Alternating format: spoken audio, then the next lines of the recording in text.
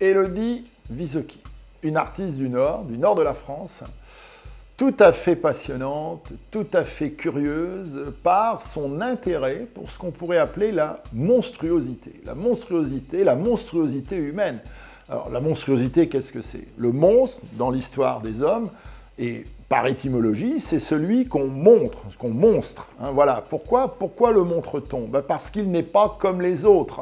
Il est différent. Il constitue une sorte d'altérité, comme on pourrait dire, mais une altérité presque insoluble qui constitue un problème. Alors, cette altérité, cette monstruosité, elle concerne qui?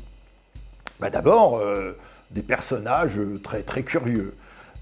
Que l'artiste va peindre, va sculpter, va surtout représenter à travers des créations qui sont des sortes de sculptures qui utilisent la céramique, mais aussi le textile, qui utilisent beaucoup tout ce qui constitue le poil, par exemple, des sculptures aussi des matières, la glaise, bon, tout un travail comme ça qui va se concentrer sur quoi? Sur les figures difformes, sur les figures anormales, les figures féminines, hein, il y a chez Élodie Vysocki un intérêt très particulier pour la femme, donc, et notamment la femme quand elle est considérée comme un être justement anormal et monstrueux, ce qui est parfois le cas dans bien des civilisations. Alors, quelle forme est-ce que les œuvres peuvent prendre? C'est extrêmement curieux. Par exemple, un intérêt pour les femmes à barbe. C'est très curieux. Les femmes à barbe, voilà. Bon, les femmes à barbe, longtemps, ont été montrées dans les cirques, donc comme des anomalies, justement. Bon, des formes de monstruosité.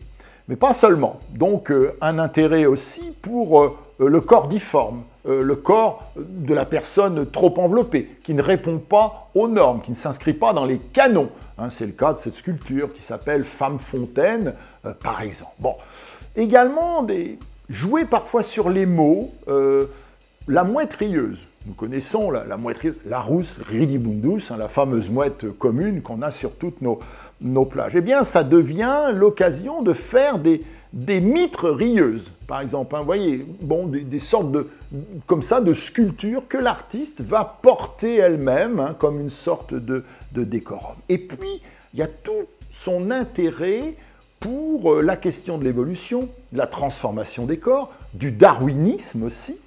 Et on le voit à travers cette œuvre tout à fait amusante, au fond, mais en riant jaune et au second degré, qui est intitulée Darwinette, hein, où il s'agit en fait du corps d'une femme posée, mais une femme extraordinairement poilue, donc qui renvoie évidemment à l'évolution, à la constitution de l'humanité à travers la branche simiesque. Beaucoup d'œuvres comme ça chez elle, de cette nature-là, et aussi des œuvres toujours imprégnées par l'idée donc, que la monstruosité renvoie à un imaginaire vers lequel on se laisse volontiers emporter. Et là, ça nous amène dans une autre dimension qu'on va retrouver chez elle à partir, par exemple, de la reprise en main du mythe de Godiva, donc cette figure de la mythologie nordique, caractérisée par le fait qu'une femme punie doit traverser la ville nue sur son cheval et elle va cacher sa nudité au moyen de ses très très très longs cheveux. Et que fait donc Élodie Vysocki? Elle se réapproprie ce mythe, elle démultiplie la figure de la Godiva, elle en fait une Lady Godiva en écrivant Lady L-A-D-I-E, mais en la doublant. Ce redoublement de la figure étant intéressant, puisque cette Godiva du mythe, qui est une figure au fond unique, donc devient une figure dupliquée et d'une certaine façon l'équivalent d'un individu extrêmement normal. Toute son œuvre est travaillée par la question de l'autre indissoluble, de l'autre à la limite de la non-insertion dans notre monde. Bon, c'est un travail au fond très sensible, très matiériste, mais également très porté par cette idée qu'au fond, on ne peut pas vivre sans mythologie, mais que les mythologies ne peuvent pas se constituer sans toujours produire ce qu'on peut appeler une figure inamicale, la figure de l'ennemi.